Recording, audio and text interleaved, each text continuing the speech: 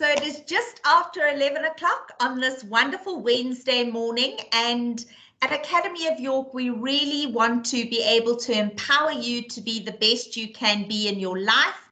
And one of the things that in life get us really down is that of stress. And so we're so thrilled to bring you today's Wednesday webinar, where we focus on a subject I think that is close to all of us, that of stress management. And so we feel very privileged to have Carol Venter join us this morning.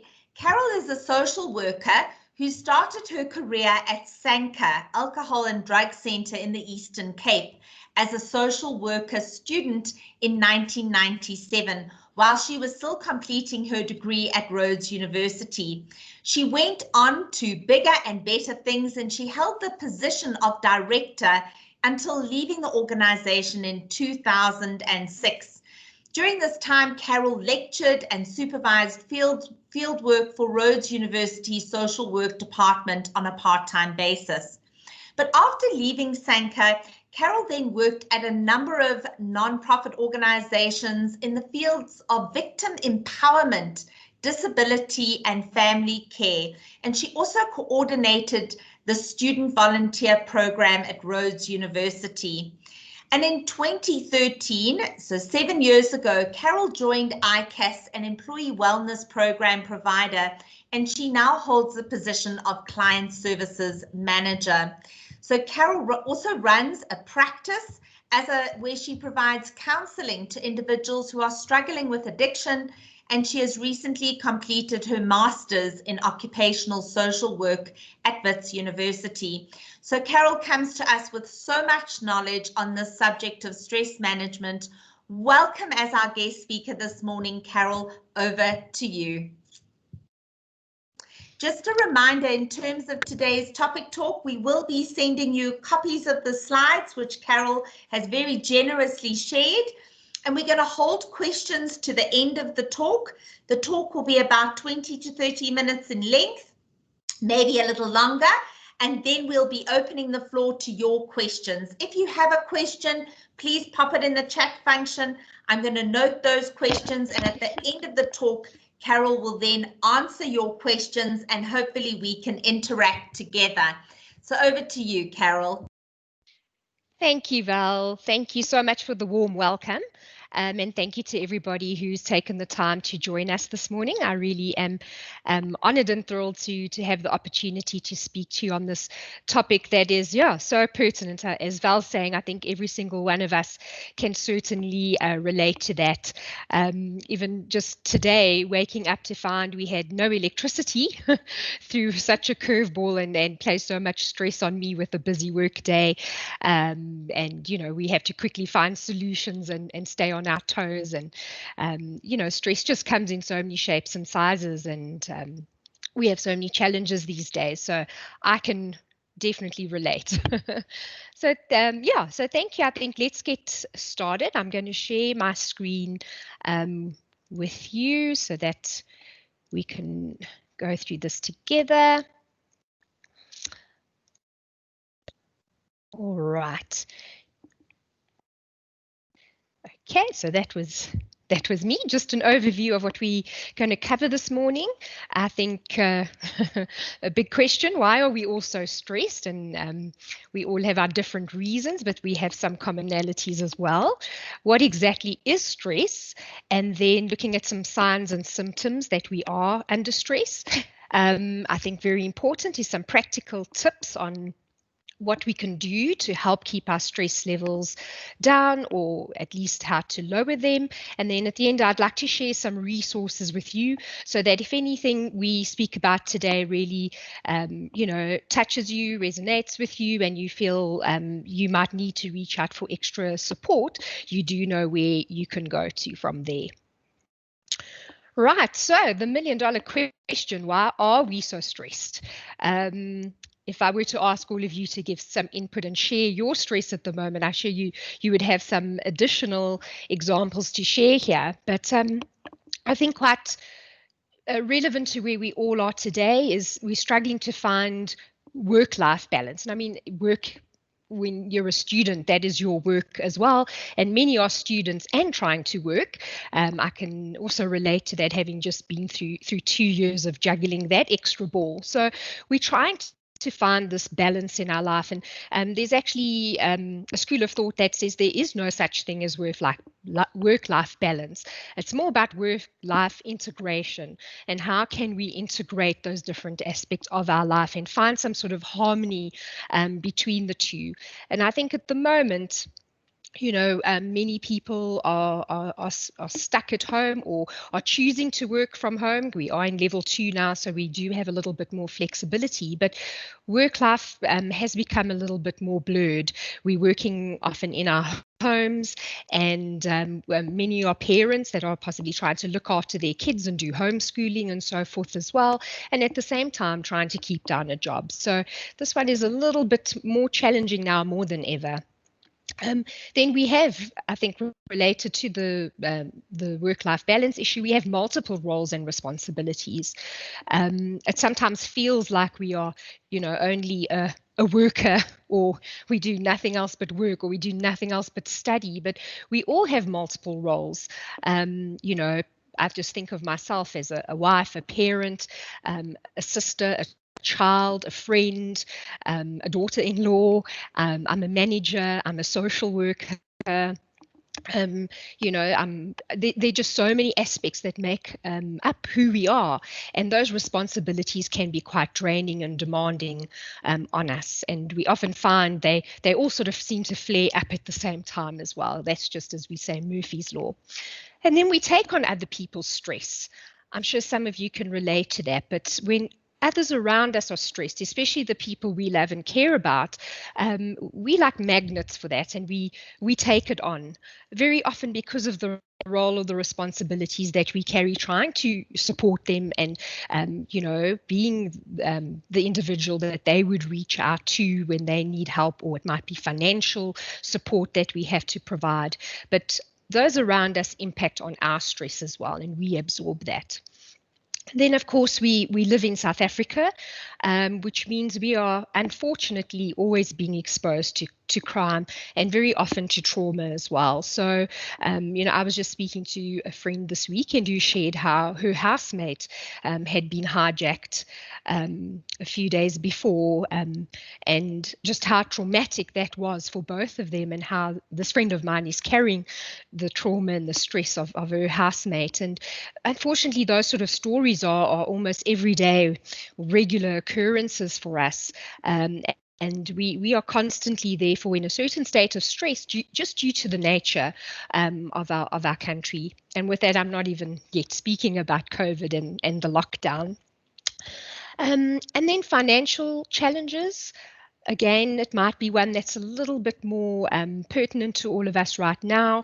Many people have found that their finances have changed due to the pandemic, whether it be that loved ones, those close to us, those that we support, have lost jobs, or have had their salaries cut, or their work hours cut during this time. There are also sometimes additional expenses that have come with lockdown, still paying school fees, but then having to maybe pay for a tutor or someone like that to support the child additionally, because you're trying to work. So it is a financial challenging time.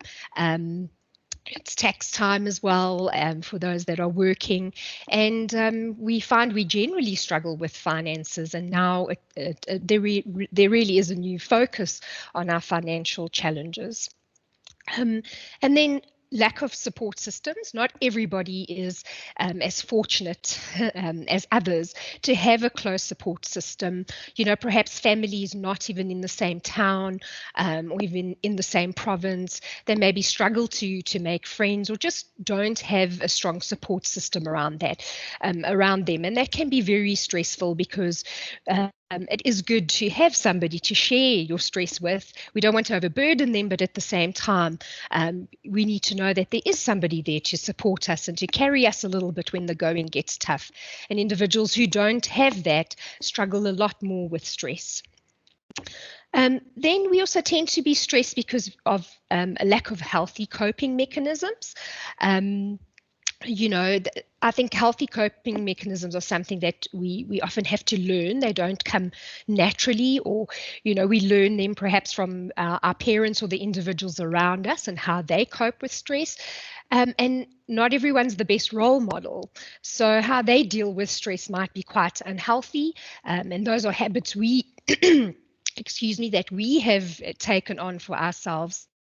And without having a healthy way to deal with our stress and manage our stress, it is just going to continue to accumulate, and we will feel more, sort of burdened and bogged down with our stress. We'll look a little bit at those coping mechanisms later. And then, of course, the pandemic and lockdown. As I say, we are in level 2, so perhaps we are feeling a little bit more of a sense of freedom, at the moment. I think also the change in the weather, in Johannesburg is certainly helping sort of add to that feeling. I am noticing people are a little bit perkier and feeling better about themselves this week. But at the same time, we can't deny what is happening around us. There's so many that have been affected by COVID, perhaps have been ill, struggled with that, those that have family members or loved ones who were sick or are sick. And unfortunately, there are losses as well. We know that the death rate continues to increase, and all of that creates so much stress for us. So there's so many layers of stress at the moment. Oops. Skip my slide to me. There we go. Right. So what exactly is stress? I think it's a term we tend to throw around quite a bit. We often just say, "Oh, I'm so stressed." But what is stress really? What are we referring to? So it's a physiological and a psychological reaction when our demand outweighs our ability to cope. So things are, again, out of balance. We have so many demands on us, and we feel that we don't have the capacity to manage that. So everything is a little bit out of whack. And the result then is that we have physiological, so actual physical things that, that happen to our bodies, that happen to our minds while we're under stress, and then psychological as well. So there can be anxiety with it, for example, impact on our sleep and so forth. And stress is a normal response. So that's something we always see stress in a very bad light, but stress is a normal response which allows us to survive in our environment. So if you've ever heard of the flight and fight response, basically that comes back from when man first came into being, and we were living a wilder life than we are now, and you were faced with a danger. Let's say, for example, some wild animal came to you. You had the either one of two reactions. You would either fight that animal and fight for survival, or you would run for your life. And we all kind of wired in one of two ways, and certain things will trigger us. I know there are definitely stresses that come my way that I find I will go into fight mode, and I'll really be able to deal with them or really tackle them. And then the others that I just can't cope with, or I just don't have the capacity, and I tend to then flee it and try to escape it. And even in an actual practical sense, I do remember once when I was being mugged. I felt the individual. He put his hand in my pocket, and I could feel, and I suddenly realized what was happening. And my response was to fight. I grabbed his arm and squeezed with all my might and put my nails into his arm and started screaming on the top of my voice. And people walking by obviously looked at me like I was the crazy person harming this poor individual who was the victim, whereas it was the other way around. And when I look back on that, I think, my goodness, why did I respond in that way? I I could have been hurt. Imagine if he had a knife or some sort of a weapon. And look, thankfully he didn't, and he got such a fright from the way I responded that he ran off. But I was always surprised that in that particular situation, when I was under such extreme stress, I didn't just try to run away from it, but that's how I responded at that particular time. And stress is also the general wear and tear on our bodies as we adjust to our changing environments. And our environments are constantly changing. That is life. Nothing is really able to be predicted. And, like today for me, the electricity going off unexpectedly, that created a different environment that I quickly had to adapt to. So we are constantly adapting and changing and finding solutions, and that is just a basic type of stress that we go through as well. And then our perception of the stressful event often determines our reaction. So that is why what is stressful for me may not necessarily be stressful for you, because how you perceive that particular event may be very different to the way that I see it. So, for example, the electricity being off, I think someone else might have taken it in their stride, or may not perceive it to be a problem because, well, maybe they didn't have too much of a busy day and they could use it as an opportunity to catch up on, some reading and some assignments or things like that. Whereas then my perception of that event was very stressful because of everything that I knew I had to achieve today. So different stress affects people differently. Different triggers affect people differently. And then our coping mechanisms and support systems play a key role in our stress management. So as I was saying in the previous slide, firstly, if we have unhealthy coping mechanisms, and on top of that, we are in an unfortunate position where we don't have a support system. We feel we don't have a support system to help us through those difficult times. It makes the stress so much more compounded, and it makes it difficult for us to manage that stress. Yeah, so maybe then a rhetorical question with what I've just shared with you, but is all stress bad? I say again that it's a word we tend to use all the time, oh, I'm so stressed. Oh, I'm just so overwhelmed. I'm so stressed. I don't know how I'm going to get through today. But what I want to pose to you is that, not all stress is bad. Imagine if we never had stress.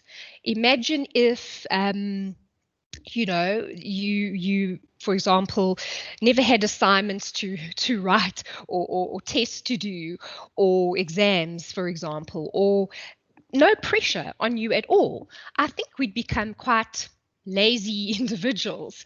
There'd be no real sort of driving factors for us, because stress can be good. It can make us get up, stand up, face something, find solutions, get into action, and it can help us to achieve things. So a stress-free life is not an option, and I don't think it would be good for us.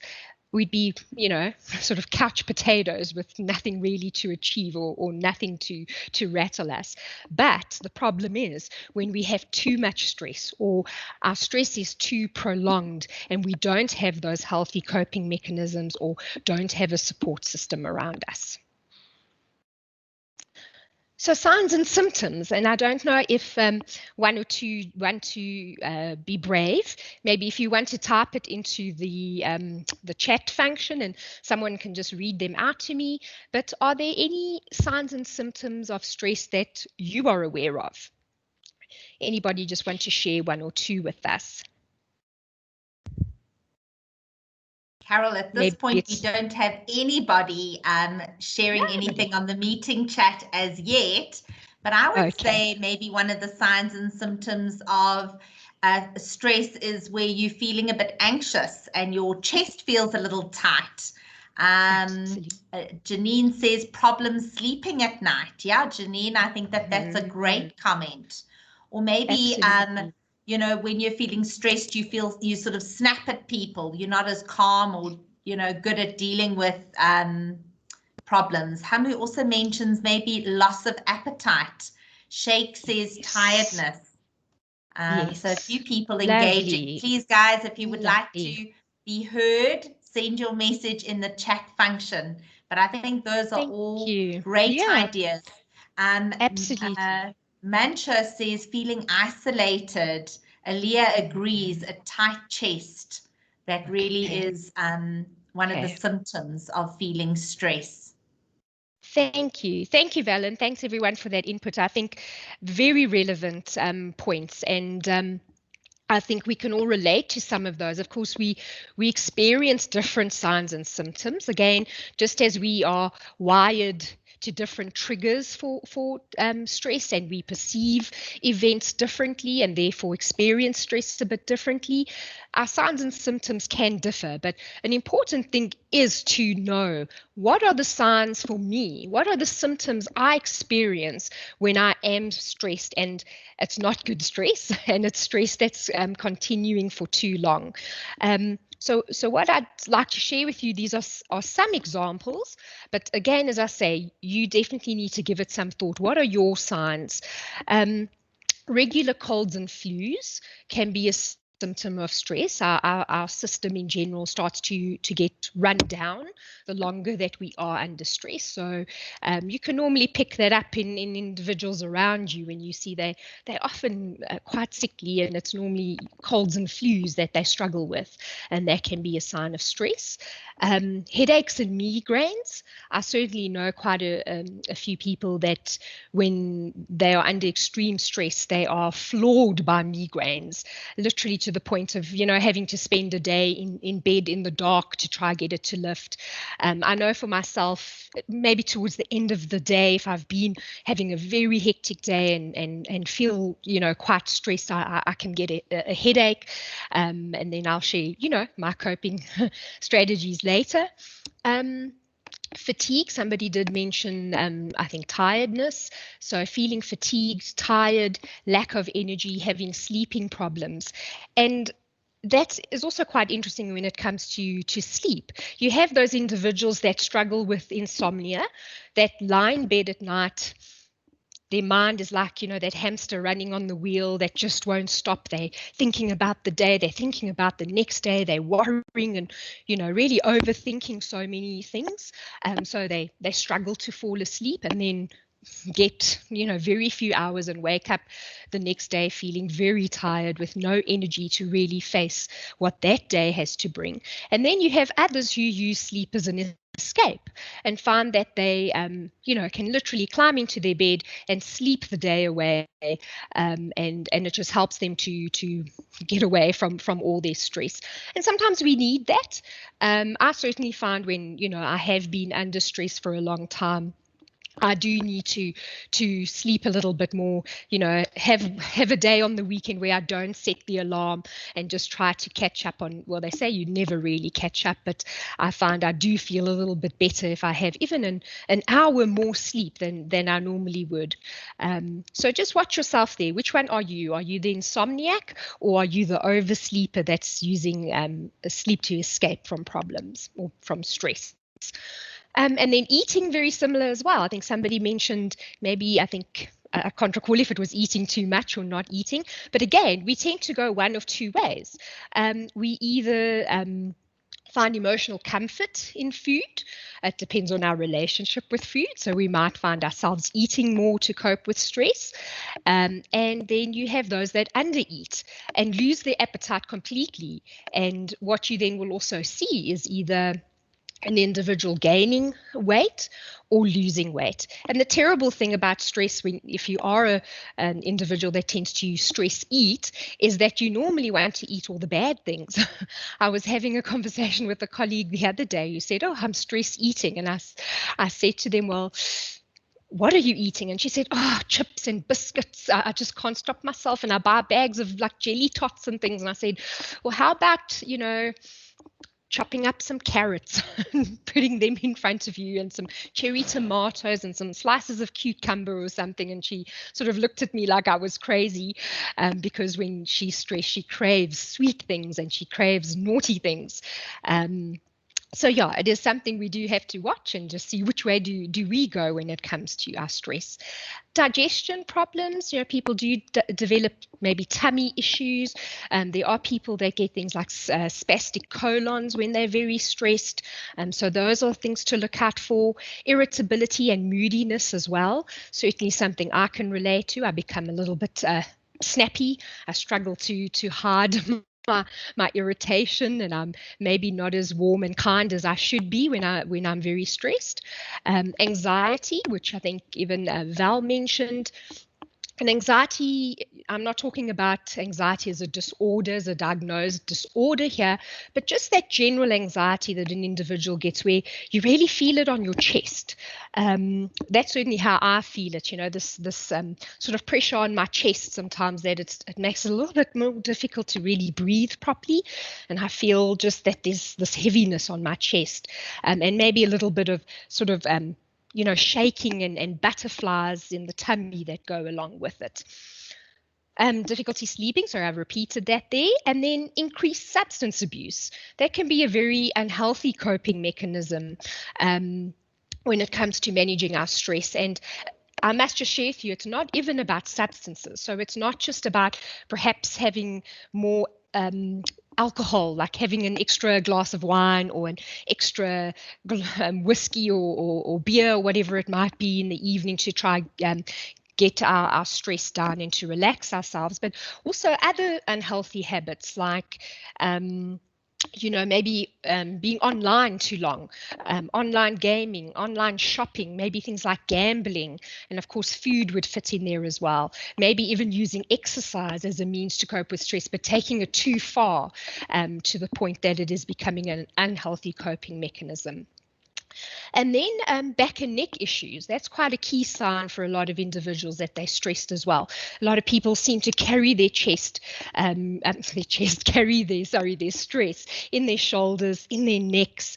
I'm sure you can relate to it if you think about a really stressful day where you sort of feel everything is so tense. And if you do have the luxury of getting a massage, or getting somebody to give you a massage, they say, goodness, I can feel all the knots in you. So our body definitely takes that stress and retains our stress as well. And that's why sometimes we do need to work it out of our bodies. So this list is definitely not exhausted and not exhaustive. I really want you to give that some thought. If that's a little exercise you can do later today, write down for yourself, what are all the different signs and what are the different things you feel when you are under stress. And where does it take its toll? So now obviously we are looking at why is it not good to be under stress all the time? General illness due to weakened immune system. So we become more susceptible to other illnesses if we are constantly under stress. And I think particularly right now with COVID, where we all want to be possibly as healthy as we can to try the best that we can to avoid transmission, it's very important that we keep our immune system strong. So part of that is managing our stress as well. We are at risk or at higher risk of anxiety and depression if we are under constant and prolonged stress. And those are actual illnesses or disorders that can be diagnosed and are treatable by doctors and psychologists. Obviously, there's medications that can be used to assist someone, but I also always recommend that the individual goes for counseling so they can learn healthier ways to manage stress and to manage their anxiety and depression if it has got to that point. Relationships break down. Sometimes our stress just flows from us or escapes from us, and we tend to hurt the ones we love, as they always say, and relationships struggle under stress, and we can see them disintegrating when individuals are under too much stress and not managing it. We also put ourselves at increased risk of heart disease. Constant stress raises our blood pressure. It can also raise our cholesterol. It means that we store more fat around our organs, and all of that puts us at risk of things like strokes and heart attacks. And then risk of obesity, not just because of the stress eating, but because of the chemical changes and the biological changes that stress creates within our body, and the changes in our different neurotransmitters, and that we tend to then to retain fat and start to develop more fatty tissues around our stomachs in particular, and then also around our organs. And then, as I've mentioned before, unhealthy coping mechanisms can become bad habits. And with that, I'll just use the example of drinking, and an individual slowly developing a drinking problem because they've been using alcohol to try cope with their stress and anxiety. All right, so I'm always conscious of time because I know I can talk a lot and get absorbed in my topic, but let's look at some of the tips for managing stress. And very similar to what I was saying in terms of how we all experience stress differently, different things will stress us differently. What works for one may not work for the other when it comes to managing stress. So if I share something here and you go, oh goodness, please, that's going to stress me out more, then definitely give it a skip. But I encourage you to try find something to help you with your stress, because by nature, if we don't have healthy stress management skills or tips in place, we will automatically find negative ways. We will stray towards whatever it is, the overeating, unhealthy drinking, excuse me, the other things, that individuals might do, like picking at nails. I know individuals who pull their hair out when they stress, so very physical sort of things that they engage in. So you need to find something that works for you, and you need to practice it. It has to be practiced and put into action. So my first tip is identify your problems and your causes of stress. Really asked you please to think of doing that today. Write down what are your signs, and then maybe also from that write down what is currently placing stress on you. And then you can look at the 3 A's. What can you avoid? What can you adapt or change? And what do you need to accept? There's certain things now with COVID, for example, that we have to accept. We have to accept that we can't, socialize in large numbers, that when we go to the shops, we have to face certain protocols that we're going to go through, and that is quite stressful. There's certain things that we just cannot change, and we have to accept them and make peace with them. The other things we can change, that we can adapt and say, well, how could I do this differently? What could I do to make sure that this doesn't stress me so much? I need to take some sort of action here. And what can I avoid completely? For example, there may be an individual who's just a very toxic individual in your life and causes you so much stress. Is it not perhaps time to avoid them and to look at how you could actually cut them from your life, which is quite brutal, but for your own mental health, it may very well be something that you need to do. Look at your nutrition. And I know I use the example of cutting up carrots and things like that, but really make a mindful decision to try eat as healthily as you can. Not only is your immune system going to thank you for that, but your ability for your body to have the strength and energy to, cope with everyday stresses will be so vastly improved. Sleep. I know for the insomniacs that one is a difficult one, but again, you need to look at ways of changing your sleeping patterns. It's again a habit that needs to be developed. But getting enough sleep, they say 7 to 8 hours is what our body needs and what our brains need to be able to function properly. And what are we doing to make sure we get that sleep? Are you burning the midnight candle, or sitting on social media or Netflix till 1 a.m. and setting your alarm for 6 o'clock because you have to catch up on assignments or work or whatever it might be, and not getting enough sleep? You may need to look at extending your sleep hours, and that becomes a healthy habit as you practice it. Physical activity, I'm not saying go join a gym. Not everyone wants to join a gym under these circumstances, and not everyone can afford to do that or enjoys that. But getting outdoors, or even if it has to be within your home and doing something physical, it's as basic as doing a little bit of gardening when you can. If you have, a dog that you can throw a ball to, if you have a child that you can play with a little bit outside, or if you want to take up something like cycling because you've always wanted to try that, or tennis or something, there's so many options. But being physical is really important to help us work stress out of our body. Social support and staying connected. Sometimes it's as basic as reaching out to someone, swallowing our pride and, reaching out when we need someone and saying, I need somebody. Or else it's also looking at how we can extend our social support. Where is that friend that used to be such a good friend that you neglected because life became so busy, but they, really enjoy that you reach out to them and you could reconnect with them. And even now, we have so many different ways of connecting virtually. I have a very good friend who is so good for my mental health, and she's in the UK. But we make a point at least once a week, if it's not just a voice note, to catch up with each other. We do a video call and just see each other for a few minutes, and it's so good for both of us. And then altruism. Acts of kindness, doing something for somebody else.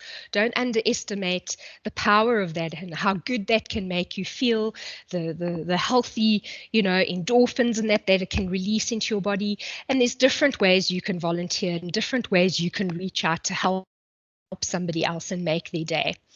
Rewire your brain, find a coping statement that works.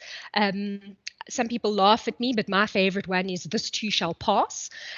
When I feel completely overwhelmed by something, I just remind myself and I repeat to myself, this too shall pass, because it does. It does pass, even though in that moment I'm so caught up in it and it seems like there's no way out of it. It will pass and I will get through it. And rewiring our brain to think positively by using statements like that, even if it is basic as saying, I can do this, I can get through this, or something like, I'm just going to take it 1 hour at a time. Those sort of things help us to get through and can be very positive for our brain, hearing those positive statements. Journaling works for some individuals. I know some of us when we were teenagers loved writing in our journal about our day at school or who our crush was or whatever was happening in our lives. But even as adults, it's such a useful tool. And in that, writing what we're grateful for. If you can't, think of yourself sitting writing every night about your day and reflecting on your day, just start journaling about what you're grateful for. Write down every night just 3 things that you're grateful for that happened in that day. Or 3 things that you think you feel you handled really well. And again, it's that positive reinforcement that helps to manage stress and helps to keep you thinking more positively. Some people use music to help them with stress management. Music is very therapeutic. So playing music, maybe sitting quietly and listening to some music. Sometimes it needs to be angry music, it can be happy music, it doesn't matter. But again, music helps some of the neurotransmitters in our brain to release serotonin and dopamine and helps us to lift our mood and helps to fight the stress in our bodies. And then get creative. There's adults coloring books, even sitting and doing some sort of Googling. Not Googling, what's the word? Doodling, I think. Maybe Googling could help you find something creative as well. But there are different ways that you can be creative, creating something, even maybe if you're into it, something like baking, but making something can give you a sense of positivity and can be good for stress management. Again, quickly looking at time, but how do you manage stress now during COVID? I'm not sure Carol, if you've heard of the... Yes. Carol, please don't worry about time. Sure. Okay. It's absolutely fabulous. I think we're all learning so much new. Please don't feel too concerned. Thank you, Val. Thank you so much. Okay. I'll just make sure that we do have some time if anybody would like to engage and ask some questions. But yeah, the Corona coaster, I don't know if you've heard of that. I giggled the first time I heard it, and then I realized I was on it and I didn't giggle quite as much. But it really is this roller coaster of emotions that we're going through with the pandemic. As I've said, some have experienced loss, illness, some have experienced, financial impact, job impact. We all had to adapt to being at home and possibly not being, in a workspace or getting to see family members, especially elderly family members. There's been so much with the coronavirus, and even at the beginning, I think we were on a natural high. We thought lockdown was going to be fun. I stocked up on all these things I was going to bake and arts and crafts stuff for my son, and this was going to be such a wonderful opportunity. I was going to get so much done with work and catch up on projects, and it just went woo, and the ride started, and I don't feel like we've come off it just yet, but it's new to all of us. So go with the emotions. They are natural. We're all going to have a good day and then have a bad day, have a good moment and then a bad moment. Be kind to yourself. It is new for all of us. Nobody knows how to really manage under a pandemic and how we're supposed to be feeling. There's some people who have thrived during this time. They've done extra courses. They've learned how to do gourmet cooking. There are others that haven't. There are others that have, really, really struggled during this time with the change and loss of routine and the uncertainty of life. There's no right way. So just be kind to yourself and go with the flow with it, and realize that also what goes down must eventually come up, and vice versa. So we'll keep going and we'll be okay. We are going to get through this eventually. And then stick to a daily routine. I know that's difficult because time has become so blurred at the moment, especially if you are, at home and you don't have to, jump out of bed as you normally did at 6 o'clock and get ready and leave the house by 7 to maybe take a child to school, or to get onto a bus or a taxi or be in your car to get to a certain place, an office, a classroom or whatever.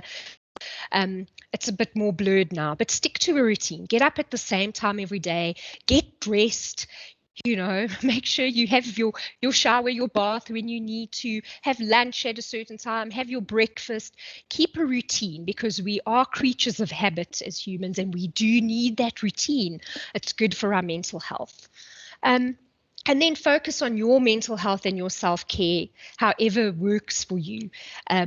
Important things there are healthy eating, which I've shared, getting fresh air. Perhaps you've also read right now that vitamin D is so important for helping us fight the virus, and many people don't have enough vitamin D. Where do we get that? From the sun. So I'm not saying go lie outside and tan if that is not your style, but get some fresh air, get outdoors, feel some sun on you, get some sun. That vitamin D is good for us. We need it in our body. Exercise in whatever way you can. Great if you're a runner, a cyclist, a squash player, whatever it might be. Maybe it's a little bit of dancing, maybe it's yoga, maybe it's just gardening, or as I said, throwing a ball for a dog, but move. We need to move and keep exercising. And then gratitude. Keep focused on the things that you are thankful for. And I know some days that is hard, but what are you grateful for? We always think we've got so little or that we've lost so much. And I was having a conversation with a lady who had said to me, she's really been through a lot in her life recently, and she said to me, for so long now, I've been focusing on what I've lost over the last couple of years. I forgot to take sight of what I actually have, and I've neglected what I have. And she says when she shifted her thinking in that way and realized that she had so many people around her, she still had a roof over her head, she still had the ability to try, make an income, earn a living, it shifted her thinking completely, and she immediately just felt liberated and that she could actually move forward with her life. Keep in contact, stay connected. I've shared that with you, and just some tips like as I say, voice notes, whatever it might be, to stay connected to people. We are social beings. We do need others in our lives. Find relaxation and self-care techniques that work for you. Could just be sitting quietly and, focusing on your breathing. And I'll just do a quick exercise with you before we end off.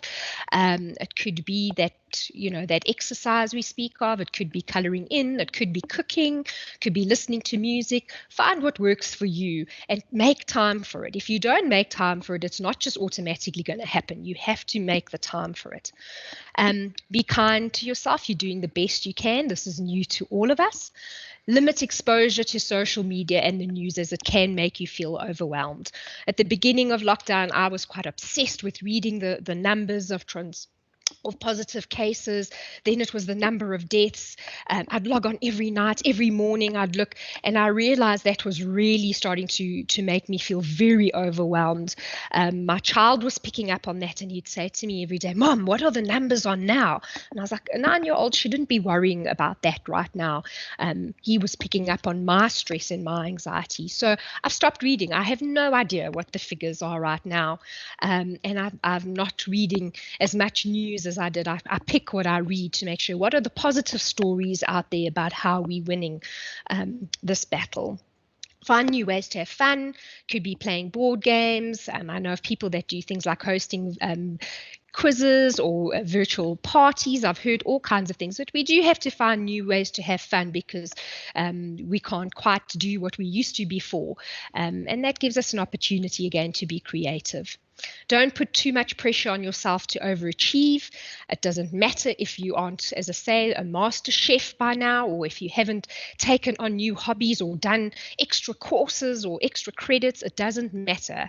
You do what you can do and what you're capable of, and that's all that actually matters at this time. And reach out to others for help when you need it. I know that's easier said than done. Some of us are quite private. Some of us are quite humble. Some of us have been burnt before and realize, maybe we've reached out and nobody really did help at the time. But it's our own responsibility to ourselves. We have to make sure if we are feeling overwhelmed, we reach out to somebody else. I'm quickly going to jump to those resources and then I'll end with those exercises if you don't mind. So resources available. I just put a short list together. Perhaps you even know of others, but there's Lifeline, which has it's a shared toll-free number, so you pay very minimal for the call, but they have counselors online 24/7 that you could call if you want somebody to speak to. Then there's the South African Depression and Anxiety Group. They run a toll-free line and also have counselors available. They also run some really good support groups, and I follow them on Facebook. And every Friday they have different professionals that you can engage with and ask questions around mental health issues. And they also offer free support groups. There are some that are, on site at different facilities like halls and places like that, or different practices, but they also do virtual online support groups that are free that anybody can join if they're feeling disconnected or isolated. Some of you might have a minister or a pastor that you can turn to if you do have a church that you're active with. And then there's gender violence support. Gender violence issues have spiked during COVID. It's always been a problem we've had in South Africa, but it's even worse now because individuals are locked down and because of all the additional stress that people are under. So there is a toll-free number there. Substance abuse issues, again, there's a toll-free number you can call for help with a substance abuse problem, and you can speak to a specialist. And they also have an SMS number that you can dial and somebody will call you back. Mentioned online support groups. There are so many available at the moment. If you do want to Google that, you'll get quite a couple, and certainly find one that would suit you and maybe your age or so forth. And then there's a COVID support line. If you do have any questions or queries or concerns around COVID, there's that number that you can call. But as Val said, we'll send this out, so you're very welcome to keep these numbers. Maybe you can even share them with somebody else that might need them. All right, so to finish off, I wanted to give you 2 very practical tips, and I want you to maybe do this with me. I call this the breathing box, and really, again, it's very practical. And as soon as we focus on our breathing, it helps us to lower our heart rate, lower our blood pressure, helps the stress levels to go down. So this is something you can sit and do at your desk or wherever you want to do it. So I want you to start as if you're at the top of the box where the lid of the box is. And what you would do is draw the box with your finger. So there's 4, lines, 4 sections of the box. And what you're going to do at the top is breathe in. No, okay, let's breathe out. And breathe in. And breathe out. And breathe in. And you sit and you do that, so you visualize and you actually do the box with your finger, breathing out for at least 4 seconds, breathing in, breathing out, breathing in, breathing out, and focusing on that also helps to shift your thoughts a little bit.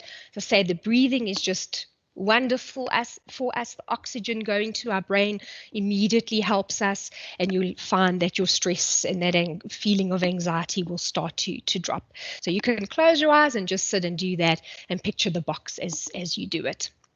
Right, and then mindfulness, quite a buzzword at the moment. We say things like, oh, you need to be more mindful, or you need to practice mindfulness, and it's not some magical science. Mindfulness is just about being present in the moment. So this is a possible way that you could practice mindfulness. Find a place where you can sit quietly. It could be somewhere, in your home where you can be undisturbed for a few moments. I struggle with that, but I find when I'm in the bath, I get left alone, and that's normally when I practice my mindfulness. To begin, you might want to set a timer for about 10 minutes. That's up to you. I've not done that. But after some experience, you may not be too concerned about the length of time. And mindfulness is a sort of meditating. So it's about, getting your mind into the present moment and feeling where you are at that particular time. So what you're going to do while you are there, focus on your breathing and bring to your attention the present moment by noticing your breathing. Focus on your breathing. Listen to yourself as you breathe out. Listen as you breathe in. And that what I then do as well is I start to, once my mind's on my breathing, I start focusing on different parts of my body. I'll feel like, what's the water temperature right now? Then I start to feel, my toes are tingling because the water's quite warm. I can feel that my hands are becoming heavy, and I can feel the bubbles in the bath or whatever it might be. So you really just start from your breathing, start to focus on the rest of your body or where you are right there. Notice what you're thinking, notice what you're feeling, and just really focus on that for as long as you can. And even if your mind starts to wander, that's okay. Bring it back and just sort of focus on your breathing again. Start focusing on how you're feeling different parts of your body, and just bringing yourself towards yourself like that for a few minutes settles your mind, it settles your breathing, and you feel amazingly refreshed afterwards. There's this sort of light feeling that I have after practicing mindfulness a few minutes like that. So it's something to try. May not work for you, but definitely give it a try and keep the box in mind as well. That's really quite a nifty one that you can do anywhere, and you'll immediately feel a difference. All right, that is me. So just a word to finish with: the greatest weapon against stress is our ability to choose one thought over another. So I hope what I've shared with you about that shifting into a positive space sometimes and saying positive things to ourselves, practicing things like gratitude, that can also just make the world of difference and is our greatest weapon. Thank you. Thank you, Val. Wow, thank you so much, Carol, for that incredibly insightful presentation. If I was feeling stressed before the session, I'm glad to say that you've made me feel very calm and really sort of become aware of stress in our lives. So for me, one of the big takeouts was just becoming aware and checking in terms of how stress is affecting us. And then I love the ways in which you can look at either avoiding it, adapting it, or accepting that this is where we're at. So thank you so very, very much. I'd love to hand over to Hamu, who is going to now take control of some of the questions and answers. So Hamu, unfortunately, I have to jump off today's session. So I'm going to hand over to Hamu, who's going to handle the questions and answers. But from my side, a big thank you, Carol. It was absolutely amazing. On behalf of all of the students and attendees, thank you so very, very much. Over to you, Hamu. Thank you, Val. Thank you, Val, and thank you, Carol, for the enlightening workshop. I certainly think this is what we needed in this in the hard times we are in. And actually, the stress management tips were so great. I'm gonna go through them and try to remind myself how to manage the stress. I have a couple of questions for you, Carol. Sure. How do you know whether you are too stressed or whether you are managing stress or stress is managing you? Oh goodness, yeah, you don't want stress to be managing you. Thank you for that, Hamu. Yeah, you know what? I think it's quite individual, if I can put it that way. It's quite a personal thing. You know, again, it comes to knowing what causes us stress, knowing our symptoms, and knowing when we are feeling overwhelmed. So if you are finding, you know, that any of those symptoms are showing, or that you are starting to just generally feel overwhelmed and that you can't cope, that means stress is getting a hold of you and is controlling you rather than the other way around. And then it's time to take some action and to try, even if it's one of those exercises or just, you know, one of those action points or practical tips that I gave, to try to regain control and to get stress down again. Oh, thank you so much, Carol. But does stress affect all people in the same way? Okay. No, definitely not. And I think I'm going to just reiterate some of the things, you know, that I said there. We are all wired slightly differently, so we may have some commonalities. We may have similar things that we experience. But if you sat with somebody, or think of somebody that you know, how do you know when that person's stressed? Maybe they become more, you notice, snappy or irritable or moody. Maybe they become more withdrawn and they pull away and they become quiet and they isolate themselves. Maybe somebody eats too much or overeats or starts eating the wrong thing. Maybe someone struggling with sleeping. So it is very individual. And again, stress, please, if you haven't done it and sat and practice some mindfulness in that way and write down for yourself, what are the things that stress me or are stressing me right now? And how do I know that I'm stressed? How do I feel it? You know, how do I experience stress? Getting to know yourself and your relationship with stress is very important. I think that is very powerful what you've just said there, because if you don't know that you are stressed, then you don't know how to manage it and how you can get out of it. And yes, I think mindfulness, like you said, is really, really something that can help you manage stress. Thank you so much. And I'm still waiting for I'm just going through the comments here to see if we've got any questions from our audience. There is a message here from Marcelemo. She said, or he said, what can I do to help someone who hide being stressed, but I can see they are stressed? It normally happens that people think that maybe if you're stressed, it's a weakness of some sort. Yeah. So true. Thank you for that question. I think we can play a role in helping someone else. Stigma. I think there even is stigma related to stress. We talk about stigma with everything out, addiction, disability, even now with COVID, there's stigma, there's so much stigma. But there is a stigma around stress, and I should always be coping, I should always be strong, or I'm the firstborn in my family, therefore I must be the strong one, I can't be stressed.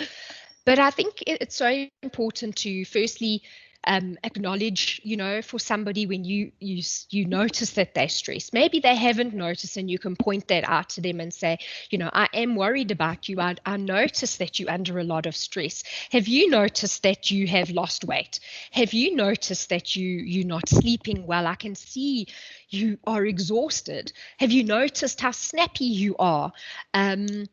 Or, point out some of the things without being hurtful. You want to just be constructive in terms of showing them concern and some of the things that you've picked up on and why that's worrying. And, offer to help. Say to, that person, I am worried, and is there anything I can do to help? Do you want to talk? Should we go for a walk together? Is there anything I can do and hear from that person? And many will say, no, I'm fine. Don't worry about me. And then I would constantly find a way to raise it with them and say, just want you to know, I am worried about you. I have noticed that you've changed, or I have noticed this. And I just want to let you know I'm here if you need to talk, or if there's anything I can do to help. One day, eventually, you keep planting that seed. The person will know when they're in a time of crisis that they can turn to you, that you're a safe place to go for them. Yes, I completely agree with you there, because some people really they're not very good at actually reaching out. So having someone there to see that you are stressed, and you plant the seed, like you said, and eventually they'll open up and actually reach out. And I think that's really, really, really, really great and informative. I hope you answered them, Selemo. I don't have any other questions here from the audience. Please feel free to post any questions that you might have. I just have one last question from my side, as we have just run out of time. What is the difference between feeling stressed and being burned out? I think the two, there might be a fine line, I'm not sure, but what is the difference? Thank you, Homi. That's a good question. We tend to use the two sort of, simultaneously or that, but burnout is as the result of prolonged and excessive stress. So if you want to imagine like a journey or a continuum from stress to depression, your next stop is very often burnout. Burnout's very often related more to work and to then studies and things like that as well. But burnout can happen, from even a personal or a social perspective as well, where just every aspect of life has completely overwhelmed the person. So whereas stress or some of those signs and symptoms we've spoken about, burnout incapacitates a person. Burnout is a complete exhaustion where the person is both mentally and physically exhausted. When a person reaches a point of burnout, they often can't even get themselves out of bed and get themselves to get dressed or into the shower to wash themselves and get ready for the day. Everything is just completely overwhelming, and they need to completely escape. And really then the word burn out, they're like a match that is just burnt out and has no spark left to give. And that is very risky. Individuals with burnout are high risk for things like suicide, and they are edging closer towards anxiety and depression as illnesses where they are going to need treatment. So that is why it's so important to deal with our stress, manage our stress, know that life is never going to be stress-free, but what can I do to manage it here, to keep it as low as I can, and take it in my stride as best as I can so that I don't get to that point of complete burnout and on that road towards perhaps something like depression. I hope that helps. Thank you so much for clarifying that, Carol. I have a nice comment for you, Carol, there from Aselem. She says, thank you, Carol.